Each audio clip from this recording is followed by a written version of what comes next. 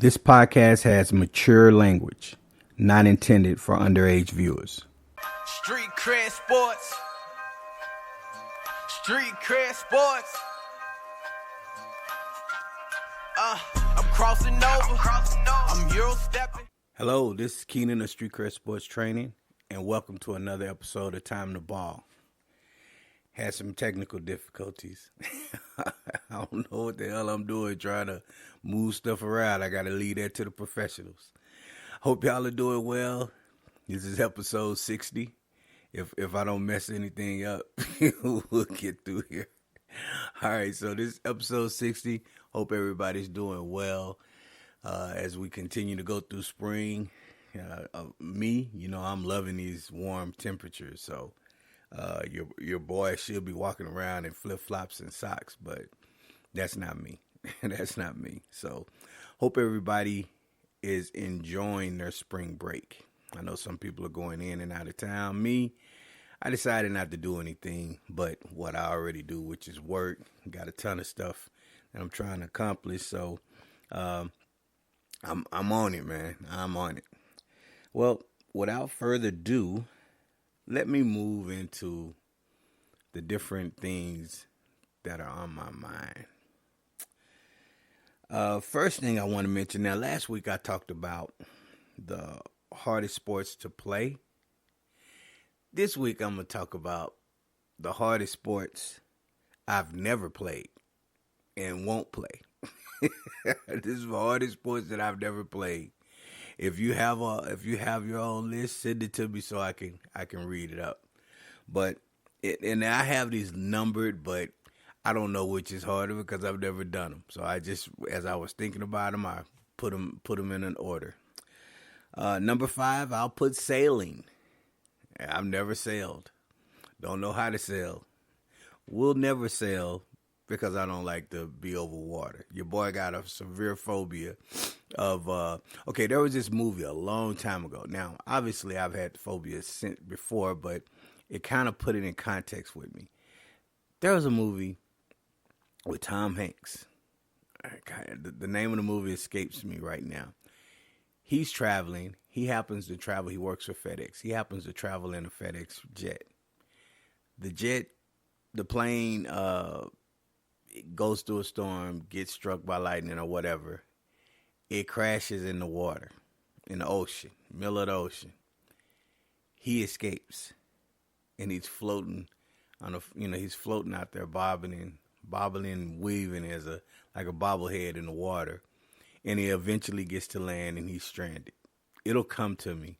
I can't think of the name, but in any case, my fear has always been being in the middle of the ocean, and then surviving the crash or what have you, or the accident, and I'm the only one left in the water, and I'm just by myself, and I'm worried about it because I'm trying to think of what's under me, what's trying to come up and get me. So that's my fear.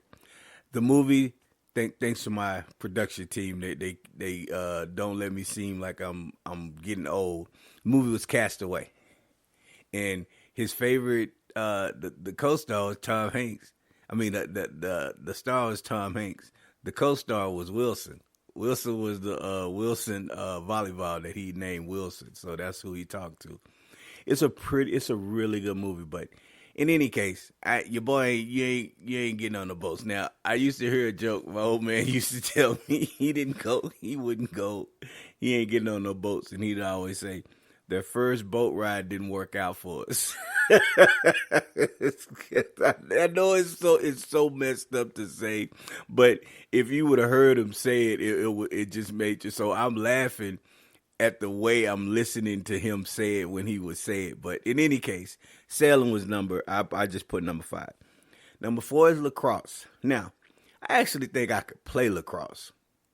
I just don't have no interest in playing it. And it's sort of like a hockey/soccer. It's like hockey played on grass, and you have your stick, and you have the ball, and you're moving around. Lacrosse was one that just came to my head. Like, I've never played it, and I don't know. Maybe I would consider playing it, but I don't have any desire to play that. All right, number 3, sports climbing. It's a sport. It's a sport. That's what I hear. It's a sport. That's a sport. Sailing is a sport. For me, I'm not climbing up no look unless I have to get somewhere for some zombies chasing me or some monsters, and it's like no other way. And it's like, man, if you want to live, you're gonna climb your ass up these rocks. Then I'll climb, but I'm not climbing for sport because I've seen movies where they're experts in climbing and then they slip and fall 4,000 feet. No, I'm not doing that. So, sports climbing is one. Skydiving. No, I'm not skydiving. Now, the missus wants to skydive on the bucket list, and I tell her, hey, baby, do what you do. Your man to be down there with a little sign, clapping and stuff. I'm not even going in the airplane to watch you jump out. No, that's not happening. You know why? Because my luck, I wouldn't pack my parachute the way it's supposed to, and I jump out of the plane. You know what? Look, I'm not saying this funny. This is a true story. There was video once of a group of people that jumped out of a plane, and they were skydiving, and they were filming and talking and stuff to each other, and not talking but hand signals and stuff, enjoying it. And then the one with the camera, the one was in front of him. He gave him the signal, which is, okay, pull your parachute because we need to pull our parachutes off. So everybody started pulling the parachutes, and the cameraman went to pull his parachute. Now, you can't see what he does, but you can imagine what happens because he's trying to pull it, and then he realizes that he jumped out of the airplane without a parachute. I don't know. Look, I don't know why or how this happened because you figure you go through all of these checks, but for some way, he either jumped out and he didn't have a parachute. I believe the story was he didn't have a parachute. I might have heard it wrong. It could have been that his parachute malfunctioned. I don't see how that happens where you don't at least have one on. But in any case, the camera pans up and it's seeing the people that he's with, they're going away from him. And then it pans down and you see the ground coming up faster. And then the camera just starts shaking and going crazy, man. I couldn't imagine that. So, yeah, I'm not skydiving. I'm not skydiving. I'd never actually get to the plane because I would be checking my parachute every second and pulling it. Okay, yeah, it works. We got to get another one. Oh, yeah, this will work too. I'd be to pull them all before I got on the plane because I want to make sure they work. Well, we'll just stuff this back in. No, man, if we stuff it back in, then, how do I know it's going to work now? No, give me a new one. That would be me trying to get on there. All right. Next one would be surfing. Surfing, sea sailing. Surfing, sea sailing. Yeah, I'm not getting on no little. Hey, look, if I'm not getting on a boat, a bigger boat that's big enough for me to walk around and everything, what the hell make you think? The hell make you think I'm gonna get on a little bitty board in the water where I might be able to get assaulted by a shark or something like that? Nah, I'm not doing that. That's not happening. So, yeah, surfing, sea sailing. I'm not doing it. I see too many sci-fi movies where the surfing guys get ate up by the monster. No, I'm not going to do it. No, I don't even think I could do it because I don't know I think I could, but we'll never know. So, and the last one, rowing. Now, rowing, sea surfing, sea sailing. Okay, rowing, it's not probably as hard because you're in the boat, you're pulling the thing. Now, it's when I say hard, what I mean is what you're supposed to do isn't as complicated, but it's hard to do because you have to have the upper body strength to move those paddles in a way in which you're moving the boat. Now, the only time, and this would be the only time you see your boy rowing, is if for some reason he was on a boat, which you're never going to see him, and he was being chased by a shark. That's when you'd see a world-class rower. Because I would definitely be rowing. That shark would be like, damn, oh boy is rowing. I ain't going to be able to catch him. But in any case, those were 5 hardest sports that I've never played. Send me yours. Send me your list. And I know I forgot some. I was just like, hardest sports I've played. And then I was like, well, what about some things that I've never played? I was like, let me look into that. So I just pull 5 out the air. So it's many more. But yeah, the common theme with all of this is falling or drowning. Yeah, I ain't trying to mess with those. Okay, on a serious note, let me move to the next thing. The Chiefs played the Miami Dolphins in a playoff game. And I want to say if it wasn't the coldest on record, it was probably one of the 5 coldest on record football games played. It was -4 degrees, but it was a -27 wind chill. Now, I spoke about this, the week after the game. Like, man, ain't no way I'm going to be out there, in that cold. I don't like the cold. Well, unfortunately, there were some fans that are going to need amputations because of the frostbite that they received during the game. And I think the doctor said it was like 70% of the people who came in. It was a couple of dozen people that came in that needed medical care, and some had hypothermia. But could you imagine going to cheer a team on, and now you're going to have to lose a finger or 2 fingers or a tip of a finger or a toe or something like that? You know what I'm saying? That's just horrible to go through that. And, NFL really should have stepped in and done something, because, look, they can move things around. Here's why I say that, because after the championship, you got 2 weeks for the Super Bowl. So if you happen to move that game a day or two, move it a day or two where it's going to be a little bit warmer, then you can do it. And this is why I'm really big on saying, I know there's going to be some people saying, no, football should be played outside in the elements. Yeah, for the most part, but that's a little extreme.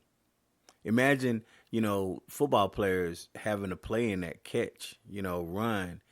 It's really hard to deal with -27 wind chill. So I hope, that those people are able to recover.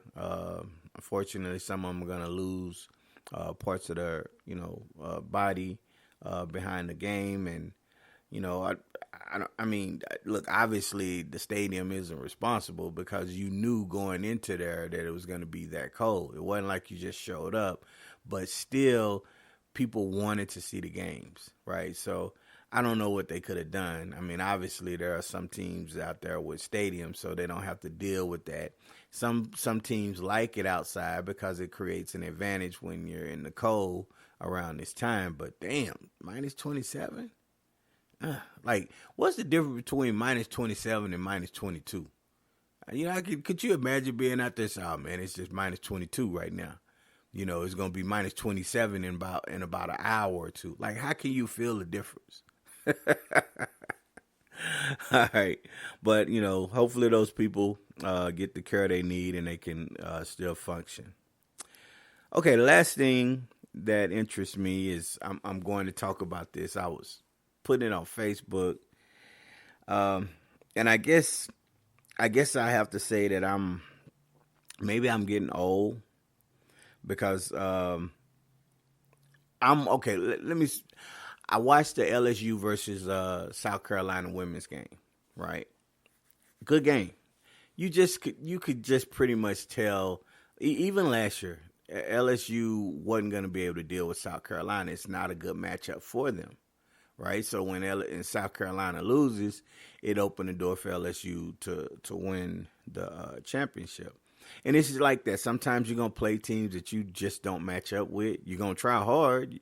Who knows what can happen, but most of the time you're gonna take an L of that team. It was a good game, and towards the end, there was an incident where the South Carolina post center fouled. There was a foul committed, and with the guards, and I can't think of their name. I apologize for not having their names, but in any case, she pushed one of the South Carolina players, pushed one of the LSU players, and pushed her down. Now this 6'7" center pushing down a 5'11" guard, right? So she pushed her down, she falls. So they're getting into it. Security's coming out, coaches and stuff are coming out, players are coming out. Well, the brother of the young lady for LSU that got pushed down, he's like in the front row. He jumps over the stand, and then jumps over the scorer's table onto the floor, and he kind of bumps the South Carolina player going over towards his sister. Two of his boys jumped over as well, but they were detained before they could get over there. Well, yeah, he was arrested. And they were kicked out of the game. And when it was all said and done, like all of the benches from both teams were ejected because they walked onto the court, not to actually fight, but they walked onto the court, which is something, natural when players are like, oh, they see something going on, they kind of get up to try to go help their teammates. I get that. I also get a brother trying to come to his sister's defense. Okay, I can understand that in most scenarios. But here's where I have the problem with the brother. It's not like she was on the floor fighting 10 other people, and they were beating her down, and nobody was coming to her aid. If that was happening, I still wouldn't advocate you jumping over and coming to the court, but I would kind of understand that. In this instance, it's the middle of a fracas. You got players and coaches everywhere. You got security coming up. So it's not like after the initial push, she's going to be able to get over there and start stomping her and beating her up. And she's, that's not going to happen. That's not going to happen. You see it all the time. I can't think of any professional sport where somebody's just beat to a pulp by other players without security and the other players and other coaches breaking it up for any length of time. There might be a punch thrown initially, but I ain't never seen it. So if there is, please send me a comment and say, okay, check this out. This happened in, 87 or whatever. Now, obviously, the Malice in the Palace was different. They went in going after players, but still it wasn't one of those brawls where you had thousands of players coming out. There were a few idiots that wanted to challenge the players, and they one of the dudes ran on the court, and was it Steven Jackson? I can't think of who it was, but he was standing there looking at him like, "Oh, you gonna run down here?" So then the dude was running up like, "Yeah, what's up?" and ran and got clocked. Got knocked out, and he deserved for coming out on the floor like he was big and bad. So what I'm saying is, I guess I'm getting old because I've seen a lot of people riding and supporting the brother going over the stands in that situation. And the reason why I'm really against it is because it gives the sport a bad look. Now, I'm not going to go into the black and white and stuff, and there were some people trying to, pump that up, but no, it wasn't about that. But what I will say is that this gives you a picture in why youth sports is such in bad shape. Because you have these things happen routinely in youth sports games where a parent is jumping out, or a relative is jumping out to defend a kid who may have gotten, fouled or pushed or something like that. Even though, there's no like melee. There's no brawl going on. There's one player might foul another player really hard unnecessarily. The referees and the coaches will take care of that. Now, referees have to do a better job with keeping these games in control. There's trash talking, and I'm okay with trash talking. I've mentioned that lots of times, but thing is, a lot of people don't know how to trash talk. They so quick to want to put it in your face when they do it, when they're trash talking. But when it's the other way around, and now somebody's doing something good on them and they want to get in their face, now they can't take it. So for that reason, I understand why they're taking, for the most, purposes, they're taking trash talking out of sports because of that. So I'm thinking if the game is called not tighter, but if there are a few technicals for taunting earlier in the game, and if the referees see that, okay, it's too much talking and not enough playing, they stop the game. They go to the coaches and say, okay, you need to talk to your players because we're going to start issuing technical fouls and possible ejections for players if they don't get their damn emotions in check and play sports. Right? Play the game. That's what they should be doing.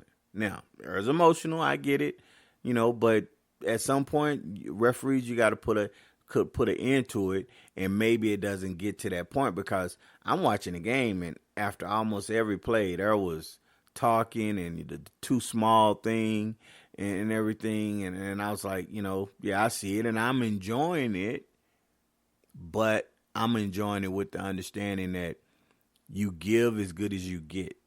Right. So if you come and you say too small, then they come back and they hit you with the too small. There should be kind of a smile towards each other. Like, yeah, okay, I got you and you got me. Let's play, acknowledging good move or whatever.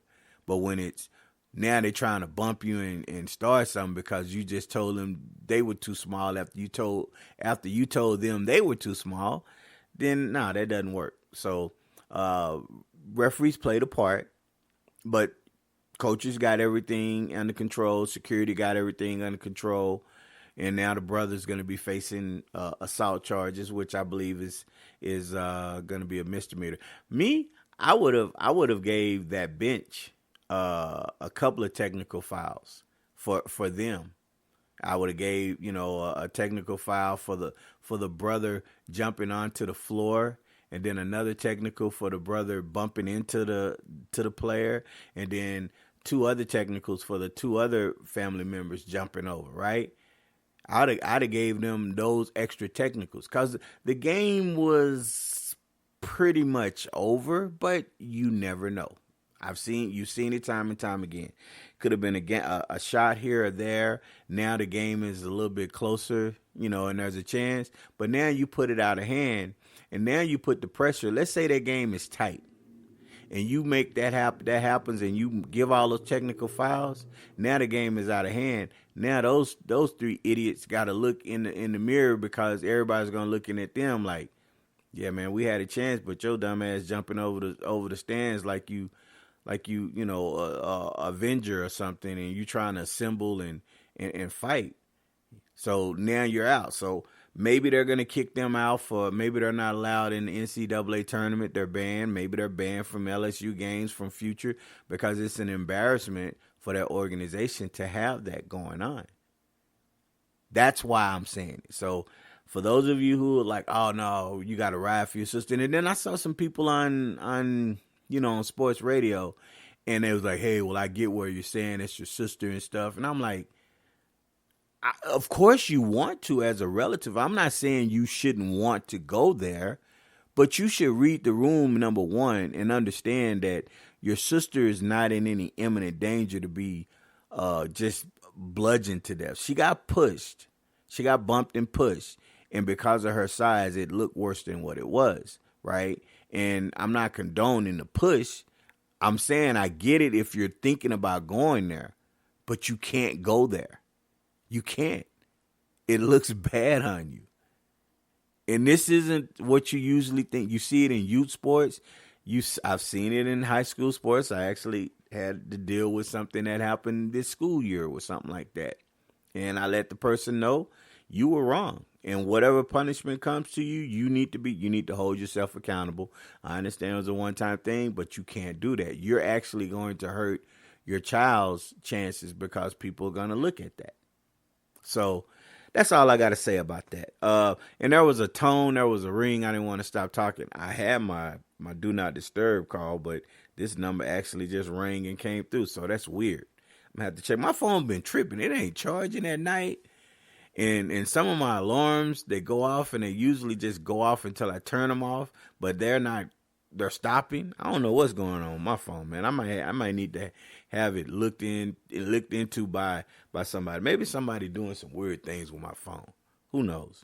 All they gonna do is see pictures of me walking around with a basketball. That's pretty much all they're gonna see. I ain't doing nothing.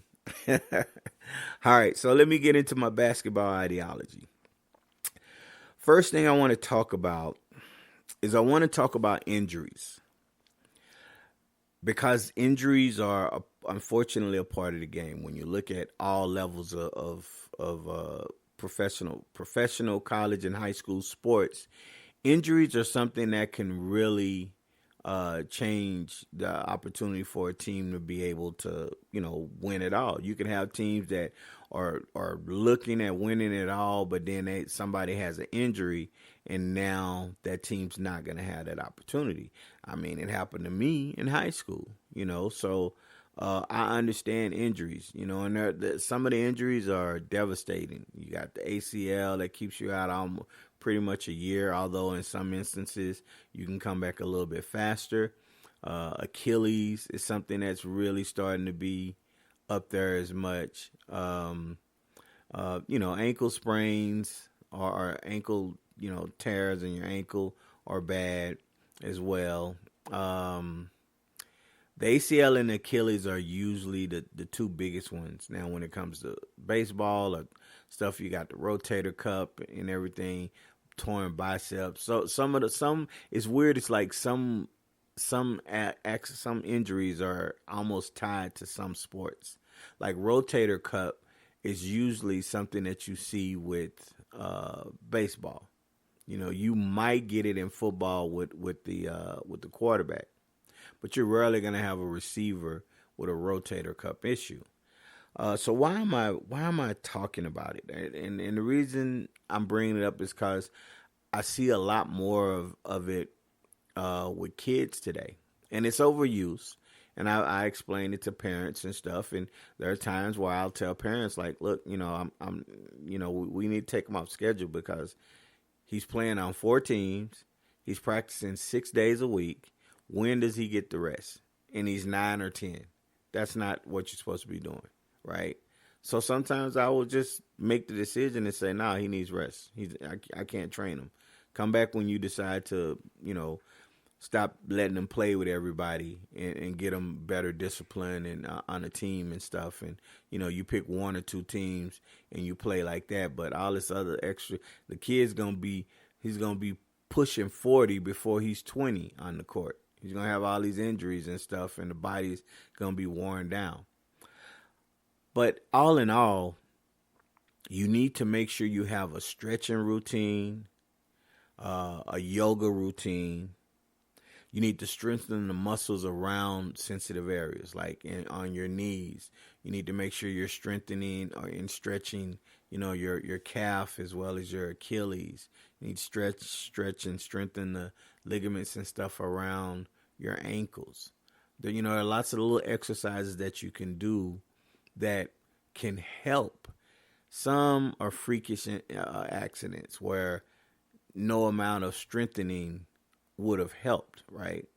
But becoming more flexible, stretching properly, and strengthening can probably decrease it significantly. Because from what I've heard, if you stretch, like a lot of times, if you don't stretch properly, those ligaments or muscles can snap, kind of like a rubber band.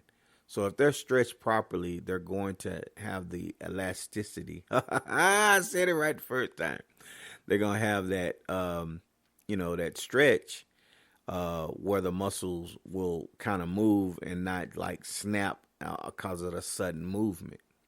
So stretching helps that. Yoga makes your body flexible to where when you land in certain areas, it doesn't feel like you weren't supposed to land like that. Your body doesn't feel like, hey, that didn't feel good.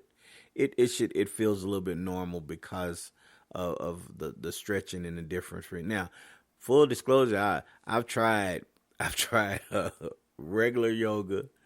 I've tried beginner yoga. They need to come out with a pre-K yoga for me. Because your boy can't do downward facing dog and all of those things. I just can't. I've tried. My wife is great at yoga. She gets mad at me. Why don't you just try this? And I'm like, I can't do it, sweetie. I'm trying. And I don't feel like the body was meant to bend that way. So, but yoga is great. And you see a lot of top athletes doing stretching programs and yoga. And you know, the recovery stuff as well with the strengthening. You have to strengthen, your quads, your hamstrings, your calves. Don't over strengthen them, but you need to strengthen, and you want to try to strengthen the muscles around your kneecaps, because the stronger those muscles are, the stronger they will keep the bone in place, because when that bone shifts, because of the way you landed, if the muscles aren't as strong enough to keep those bones in place, they shift, and that's when you usually have those ligament tears when they shift or when they twist. Now, it's not an exact science, and that's this. I'm giving you information that I just kind of learned over the years. We're talking to people who are reputable, so I'm not saying I'm a scientist, but basically that's what I've learned. Strengthen the muscles around those areas, make them stronger. It will decrease your chances, okay? But you'd also have to have a recovery. You need to have recovery. You need to be able to, if it's an ice bath, I use Normatec with my kids, icing it, maybe Theragun or something like that. You need to be able to relax those muscles to rest your body. And if you don't do those things, you're going to have injuries. Now, one of the other things that I've had to get on parents and kids about is if you're injured, let's say it's a tear of something, whether you have to have surgery or not, or it's a severe sprain of something, if the doctor says no sports or, heavy activity or any activity for 6 weeks or 4 months, you can't go out there and decide to try to play with a friend or do some things, because all you're going to do is mess around here and re-aggravate it. You're going to tear it. You're going to make it worse some kind of way. Now, those 6 weeks that you were going to be out could turn into 6 months. Now you might have to have surgery. And if you had surgery to repair it and then you mess it up before it's fully healed, now they got to go back in there and repair it again, which isn't a certainty that it will happen. There are cases out there where somebody has happened to some people and they're never the same because they had to repair the same thing. They're never the same. So you have to listen to them. I mean, you listen to, if you're listening to other people about stuff, you need to listen to the doctor and not think that you're a Superman. And I get it. Look, that was one of the hardest years of my life, sports wise, not being able to play because my ACL was torn and I had to sit out for a year. Not to mention the actual mental strain it puts once you're cleared to play. You're going to get back in the game. You're trying to play, but now you have those scars from when you injured yourself, and you're not sure confidently if you're going to be able to play, right? So you're worried about this. So that takes time, and that's something that some doctors and rehab people don't always talk about. So you got to be aware of those things. So it's hard to not be able, and you want to do other stuff, but you can't. Now, if you want to sit home and just like dribble the ball with both hands and work on your ball handling, if you have an Achilles tear or an ACL tear, yeah, if you can sit down and do that without putting any strain on the part of your body, then great. But if not, sit your ass down and just relax and learn and get ready. So injuries, unfortunately, there's nothing to prevent injuries. Most people are going to get them, but sometimes, if you do certain things properly, you could lessen the chance that you get them. Or if you get them, maybe they're not as severe. Maybe if you tear something, it might not be a full tear because your muscles around it were strong enough. Who knows? I mean, injuries going to happen. They're part of the game, but there are some people that never get injured. Some say they're lucky, something with their body structure, but then there are some that take necessary steps to make sure that they keep their ankle, their joints and stuff, certain parts of their body, where they need to be. I just thought I'd bring it up because there was a whole bunch of injuries, and then I had one of the kids telling me that mom said that they just had surgery from an ACL tear, so I thought I'd bring it up. If you have something to add to it, hit me in the comment sections. All right, last thing I'm going to cover is why you should teach pace and the pick and roll to younger kids. It's important because it gives to me, I'll speak on the pick and roll first. Pick and roll forces you to understand, defenses, right, at a younger age. It forces you to make calculated decisions a little bit faster. You can give kids a blueprint of this is usually what's going to happen on a pick and roll. And certain times these things are going to happen.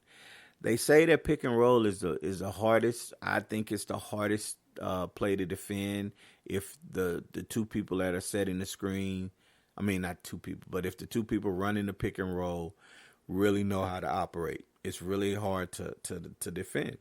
John Stockton and Karl Malone, you couldn't defend it when they played back then. You could try, but you couldn't defend it. So there are other instances of players that were really able to run the pick and roll.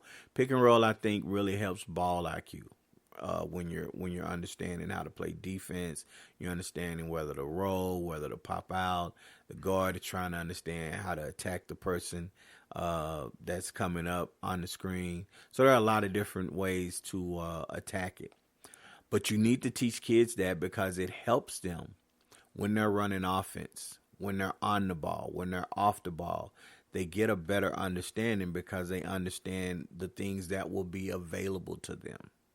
This is something that, I've always thought, but I'm seeing it more with my group classes, the small group classes, because I'm putting these kids in position where they have to understand and deal with certain things. And then they're like, oh, okay, all right, this is what I needed to do in this instance and stuff like that. So pick and roll is very important for today's youth. I think it's always been important. I just think in the last 5 to 10 years, there's been a more emphasis on putting younger kids to understand pick and roll early so they can be more intelligent players as they grow. Pace. I have to teach pace to kids, and it's weird, but it seems like teaching pace to kids, even my more advanced kids who don't understand pace, it's really hard to get them to understand it. It's really hard to get them to understand how to be patient at times when they're trying to make a move, using pace to set up a defender. All of my kids struggle with it. All of them. Every single one of the kids that I've ever trained, they've always struggled with pace. Now, how much they struggle and how long it takes them to get it, it varies. But I haven't had a kid that off the top of my head that I'm thinking about in the 900 years that I've been training. That's what it feels like. All the years I've been training that were like they picked it up really, really quick. Well, what is pace, you ask? For those who aren't in the basketball, world,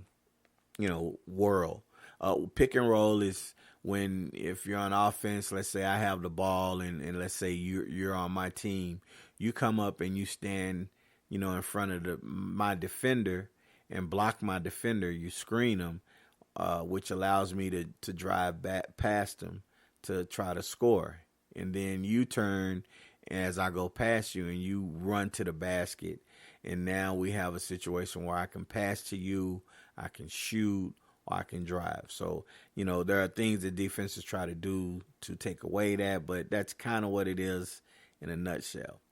Pace is really the ability to go at different speeds. Okay? You can go fast, but then you slow down really, really quickly depending on the circumstance. Now, pace is important because if you're only going one speed all the time, at some point it's going to get matched.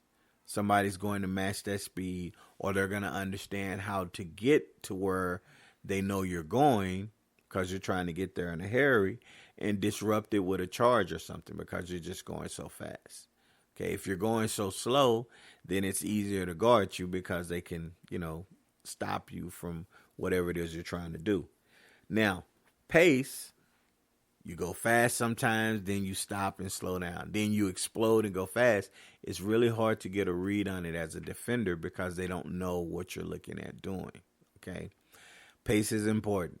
I really have made a conscious effort over the last year or so to really start teaching pace to kids so they really have an understanding. And the ones that get it, they're really successful dribbling the ball.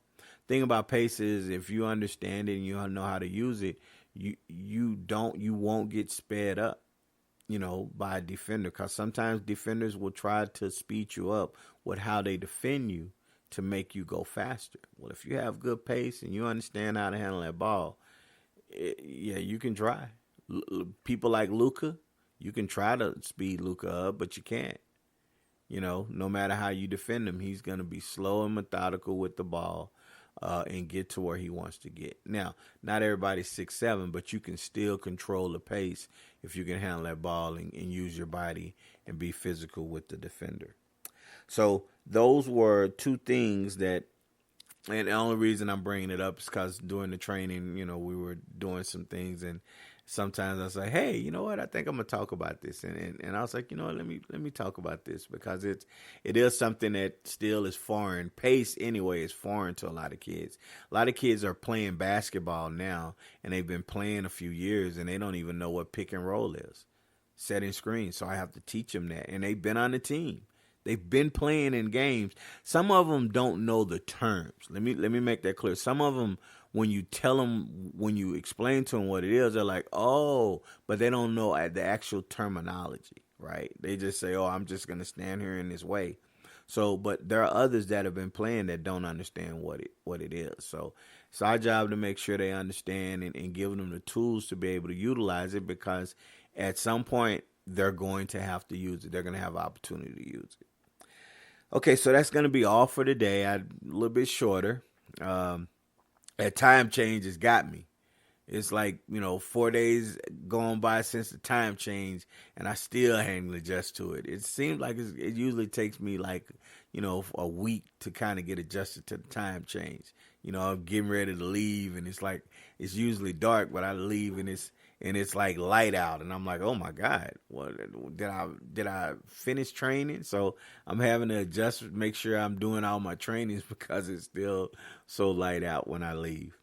But we're going to end it there. And as usual, I hope everybody is doing well, enjoying the spring.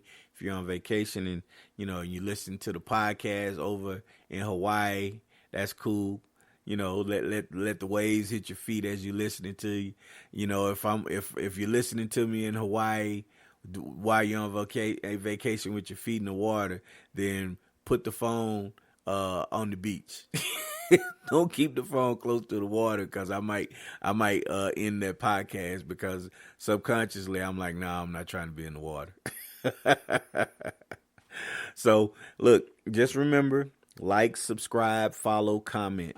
If you got something to say, if you liked it, if you disliked it. If you disliked it, you want to, send me a comment on why you disliked it. My feelings not going to get hurt. Now, I might not disagree with why you not liked it, but I mean, I'm at least hear you out. And if you be like, hey man, rowing is a national treasure, you need to learn how to row. I don't like the fact that you disrespecting rowers or sailing and surfing or something like that. And I'll be like, you're right, man. I shouldn't have disrespected it. I'll make sure I bring it up next time, but I'm still not going to do it.